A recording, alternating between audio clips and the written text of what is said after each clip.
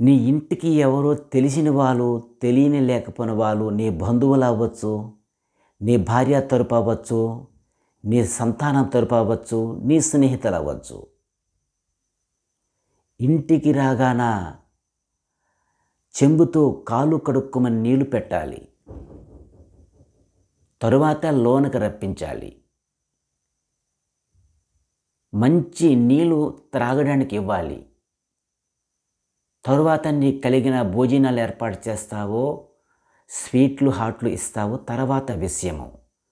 మంచి నీళ్ళు నీ అతిథి కానీ, నీ బంధువు కానీ, నీ స్నేహితుడు కానీ ఇంటికి రావడము కూర్చొని నీకు చైరిచ్చాలి. లేకపోతే పేదవాళ్ళైతే శాపపరాలి. లేకపోతే శోభ మీద కూర్చొని పెట్టాలి. తర్వాత వాటర్ ఇచ్చిన తర్వాత తనతో కష్ట సుఖాలు మాట్లాడితే నువ్వు తాగిన నీళ్ళు ఈ ఇంటి తాలూకు చల్లదనము తనకి శరీరముకి అంకితమవుతుంది. అప్పుడు చక్కనైన మాటలు తాను మాట్లాడితే నువ్వు వాళ్ళకిస్తే ఆ రెండు భావాలు ఒక ప్రేమ మధురముగా అవి ఒక స్నేహం కలిసి బంధుత్వము ఇంకా పెరుగుతుంది.